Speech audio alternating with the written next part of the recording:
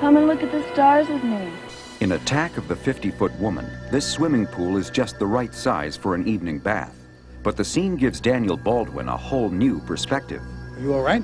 Perspective is the key word here. The illusion of a giant Daryl Hannah is created with one of the oldest visual effects in the book, forced perspective. Where do I look? Look a little to your right. To your right. What at first appears confusing makes perfect sense when seen through the camera's lens. Coming up, we'll meet Hollywood effects wizards who have used forced perspective to create cinema giants. And we'll see how these same special effects have been used to create some of the screen's tiniest characters. Today, size is in the eye of the beholder on Movie Magic. California Chardonnay.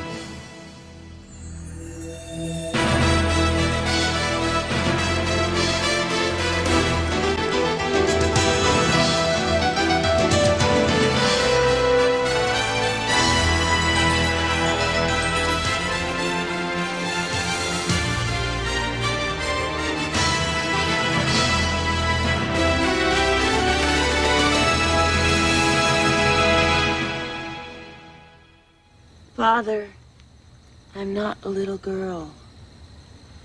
No, you're not. Daryl Hannah plays Nancy, who grows into a very big girl in HBO Pictures' Attack of the 50-Foot Woman. Daryl will spend much of her time on this movie next to miniature sets atop a 10 to 15-foot high platform. And action. Good night, Father. Good night. Cut. Very nice. Hit a moth. Major moth action here. The visual effect that makes Daryl and even an unwanted moth appear huge is called forced perspective. And it is the centerpiece effect in this remake of the campy 1958 sci-fi picture. Once a normal, voluptuously beautiful woman, she drove into a nightmare of horror and saw descending from the sky a titanic monster whose fearsome touch became a frightful curse. While the story has been updated for the remake, many of the special effects techniques used in the original 50-Foot Woman are being utilized today by producer Deborah Hill. Hanging foreground miniatures, forced perspective, building little miniatures and putting a real-sized person in the miniatures gives the illusion that she or he is tall. To convince audiences that Daryl Hannah has indeed grown bigger than a house, the filmmakers turned to Hollywood effects veteran Gene Warren Jr. and his crew at Fantasy 2 in Burbank, California. Gene won an Academy Award for his miniature effects in Terminator 2 and created memorable effects in The Terminator and Bram Stoker's Dracula. Before starting his own business, Gene worked with his father, Gene Warren Sr., who received an Academy Award in 1960 for his special effects in The Time Machine. 2 years earlier in Tom Thumb, Warren Sr. and his effects team had utilized forced perspective shots along with oversized props to create the illusion of the tiny title character. To whom it rightfully belongs, eh? I don't know. Maybe I should ask my father. Now, Gene Warren Jr., together with his two sons, Christopher and Gene III, will use these time-tested techniques to create the opposite illusion. Although other optical and digital effects could be used to create giant characters, forced perspective has distinct advantages. It is extremely effective, and you can see the results right on the set. Basic principles of forced perspective is that in the photographic process, relative size of objects is determined not necessarily by their place in space, but in their apparent scale. For example, to make Daryl Hannah appear larger than Daniel Baldwin, she will be positioned on a raised platform in front of the camera. Daniel will be positioned in the background. The farther away he is, the smaller he appears in relation to Daryl. In Attack of the 50-Foot Woman, the setting for one of the most dramatic forced perspective shots is the swimming pool at Nancy's father's mansion. In order to achieve a dialogue scene between the bathing Nancy and her husband Harry, Gene Warren and his crew had to build an exact miniature replica of the full-size swimming pool. Dano, do you have a 12-foot piece of speed rail there? Accurate measurements of the pool were scaled down to create the illusion of the giant heroine. Since she's 50 feet tall, the pool is built on a 1/8 scale. To shoot this scene, Daryl Hannah sits in the miniature pool atop a 15-foot-high platform, on which the camera is also mounted. Daniel Baldwin stands next to the real pool, about 100 feet from the camera. By utilizing enough light on set and the proper camera lens, Gene is able to create a long depth of field, meaning that the objects in both the foreground and background stay in sharp focus. Thus, the illusion that the giant Nancy and small Harry are actually very close to one another. I was wondering about something. Wondering about what? The brick line along the edge of the pool's deck makes a perfect dividing line between the miniature and real pools. When lined up in camera, the two blend together seamlessly on film. There. Look a little to your right. To your right. That looks pretty good right there, and then Daniel would just look up a little bit more. Since the actors are not occupying the positions they appear to be on film, getting them to look each other in the eye is a challenge. Eye line is the most difficult thing in perspective shots. That's the giveaway usually. The eye line is off and it subliminally something is thrown off. People kind of start going, well, this isn't working. We just kept trying to get it as close as we could. Daryl Hannah and Daniel Baldwin were great at that. This 3-minute scene will take 2 days to shoot. For each shot, including several on the opposite side of the real pool, the platform with the miniature pool must be moved and realigned with the background. There's her toe. Right. Or maybe right toe. My favorite effects shot is the shot where Daniel Baldwin is walking down a path in a garden and the camera pans, and then into the shot we see Daryl in the swimming pool. That was the very first major master shot on the pool scene, and therefore we were setting it up while the principal unit was shooting indoors in the house. And I would have that little bit of extra time in order to put a larger foreground set to cover an area.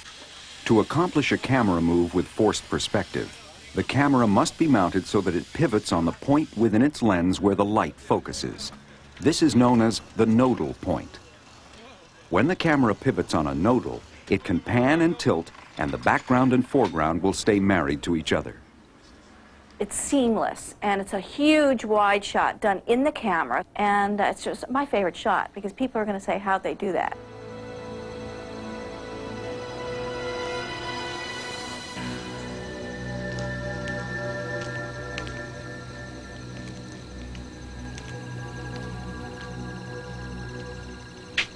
Are you all right? I mean, do you feel okay otherwise? My heart starts beating faster than normal. Would you like to feel it? Forced perspective was one of the first special effects used by pioneer filmmakers. This 1909 short, Princess Nicotine, was directed by J. Stuart Blackton, who co-founded the Vitagraph Company of America in 1897. Big V, as the Flatbush, New York studio was known, was a leading film company of its day. In Princess Nicotine, Blackton utilized forced perspective by placing the actress on a platform far behind a normal-sized table. Amazed audiences were convinced that this tiny person was absolutely real.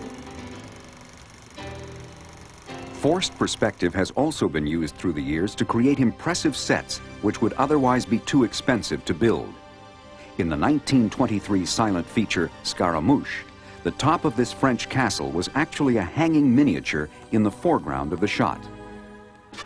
Perhaps the most impressive early hanging miniatures are in the 1925 MGM classic Ben-Hur. The lower part of the Circus Maximus set was built full-size for the violent chariot race. Special effects artist A. Arnold Gillespie designed an elaborate hanging miniature of the upper portions of the arena.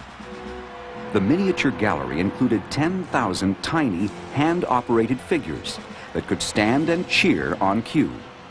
Lined up perfectly in camera, this full-scale set and hanging miniature combined into one of the most impressive settings in Hollywood history.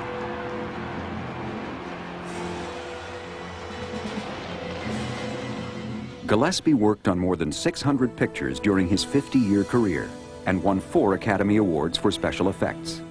His use of forced perspective and oversized sets in the 1940 science fiction thriller Dr. Cyclops is still considered one of the best examples of these in-camera effects.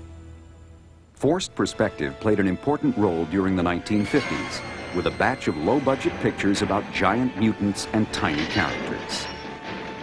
In addition to the original Attack of the 50-Foot Woman, there were such B classics as The Amazing Colossal Man, I don't want to grow anymore. Attack of the Puppet People, See, a baby doll take a bubble bath in a coffee can. and The Incredible Shrinking Man. Incredible, because every moment the terror mounts. A much more prestigious film was Disney's 1959 musical fantasy, Darby O'Gill and the Little People. Academy Award-winning effects artist Peter Ellenshaw supervised what many consider the finest example of forced perspective on film. Ellenshaw designed Darby O'Gill to be shot on one huge stage. The difference in the actors' sizes was due solely to their distance from the camera. The biggest problem was throwing the perspective, throwing the focus, because you had to focus both on the background and in the foreground. And it was very difficult, because you had to have an enormous amount of light. We had to use so much enormous light on the set that eventually it blew the circuit breakers in the Burbank power station, and they never let us put that much light on again. Years later, Peter's son Harrison Ellenshaw was called on by Disney Studios to create giant effects for Honey, I Blew Up the Kid. I went to my father and I took a copy of Darby O'Gill and the Little People, and I said, let's go through this, you know, shot by shot, and you tell me what you did on each one, and we'll kind of discuss it and see if I can find a few tricks. Unfortunately, or fortunately, there were still some shots in there, both he and I, we don't know how they were done. And we'd look at them over and over, and he'd say, well, I think we did it. No, couldn't have done that because the camera moved. Or I think we did. No, couldn't have done that because he went behind that rock. Before the studio would give the go-ahead on Honey, I Blew Up the Kid, extensive tests were made for the proposed forced perspective shots, with technicians from Buena Vista Visual Effects standing in for the actors. In the movie, Harrison successfully integrated age-old forced perspective techniques with state-of-the-art digital effects. One thing that needs to be very clear in everybody's mind is that, for example, if you take the digital capabilities that we now have in visual effects, this doesn't necessarily replace old methods, it's merely a new method. And we are still doing things that were done 80 years ago. The thing that I've learned from my father that I appreciate the most is that he is a great believer in making a shot dramatic, making it impressive. He's always gone for the visual impact of a shot of whatever he's done, and I've tried to keep that with me. Action. Today, on the set of Attack of the 50-Foot Woman, Gene Warren Jr. and the effects crew use forced perspective to create visual impact on an enormous scale. California Chardonnay. Not too pricey when you buy in bulk. Cheers. All of our forced perspective setups involved building 8th scale miniatures that Darryl interacted with that also had to blend in to the actual full size which was in the background. Precise miniature work is one of the keys to successful forced perspective, also known as split scale. In every split scale shot, there is a dividing line between the miniature and full-size sets, and the goal is to make that line invisible. You try to find natural dividing lines, cracks in pavement, edges of doorways, a post in the foreground. And sometimes if it doesn't exist, you make something there, you add something to the set. For this shot, in which Hannah and Baldwin share an intimate dinner, forced perspective style, Gene and his crew created a dividing line, a drainage ditch running through the barnyard. The miniature and full-size sets are effectively blended along this dividing line, which continues up through the truck and barn. Imagine love on the scale of Gulliver. You are crazy. I'm calling you an immense mistake and an enormous, pathetic freak. You son of a bitch!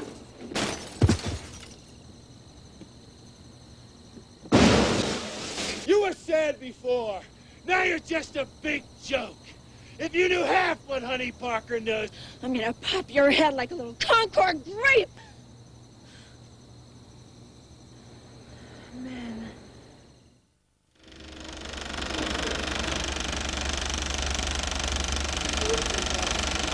We have to put in 4 helicopters on all these shots, and on a few of these shots as they're flying through. For Attack of the 50-Foot Woman, Gene is augmenting the forced perspective shots with other traditional visual effects in order to best sell the illusion of size. Forced perspective was our showpiece effect in this, where we had big, large shots that married the live and the miniatures in dramatic dialogue scenes. However, there's these mixing and matching techniques in order to make it appear as if we're just shooting the movie with a 50-foot woman. We laced in here and there blue screen shots. 3, 2, 1, pull. With blue screen, the filmmakers are able to shoot the actors against a blue background. The blue screen is later replaced with the actual background shot. With Harry, as an example, he's hanging on wires, and we have to track that shot, meaning match his moves, so that when we put Nancy's hand around him, they stay married together as if she is holding them. In this work print, also known as a rough cut, these blue screen shots have not yet been composited with their backgrounds.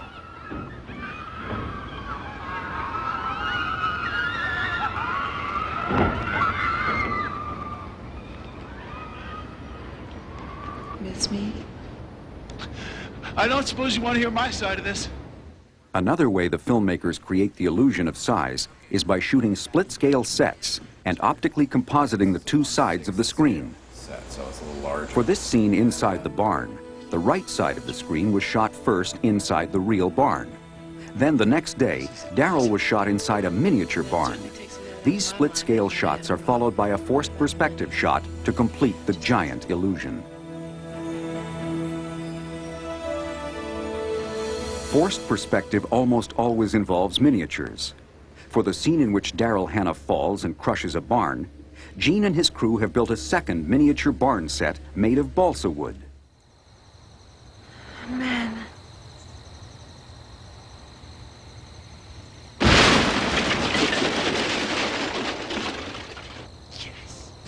For the final scene in which Nancy, now 70 feet tall, comes looking for her cheating husband, the entire fictitious town of Arnold, California, is being built in 1/12 scale. The buildings are modeled after actual structures in the Southern California towns of Taft and Maricopa, where location shooting took place. Hundreds of trees, streetlights, and telephone poles must also be constructed, along with miniature cars and other convincing details. This tiny town is built indoors at Fantasy 2, with each city block measuring 35 feet long and 22 feet wide. Now, you're not going to put too many of those together and then still have something behind it and beyond, and the desert and the horizon and mountains and the night sky. So to achieve this within a limited amount of space, beyond the town, we started sloping up the desert to force the perspective. Hundreds of miniature Joshua trees and thousands of tumbleweeds were made in 3 scales. By placing the larger ones closer to the camera and smaller ones farther away, the horizon appears to extend for miles, when the entire desert set is only 10 feet deep. After 3 months of design and construction, the town is built and ready for shooting. There is even a 1/12 scale model of Harry's Porsche. And of course, Harry himself. All this will help create the illusion of a giant Daryl Hannah. Harry. Finally, on film, the special effect is brought to life. The result is a totally believable 70-foot character. The most exciting part of the work is the satisfaction at the end. If you can fool your peers, if you can fool the audience, and if people wonder, number one, how it was done, generally you have a successful shot. Every job is a little different, new challenges, learn new things, figure out how to make it work. Forced perspective may be one of the oldest tricks in the visual effects book, but it can still be as effective as the days when Gene Warren Sr. made Tom the size of a thumb. Today, effects wizards like Gene Warren Jr. and his sons are able to utilize the same techniques, proving that size is in the eye of the beholder. And in this high-tech era, Attack of the 50-Foot Woman continues the tradition of some of the earliest special effects used in motion pictures.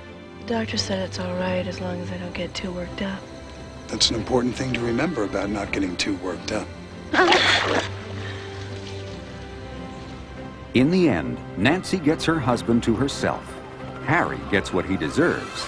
And thanks to forced perspective, we get some rather large-scale movie magic.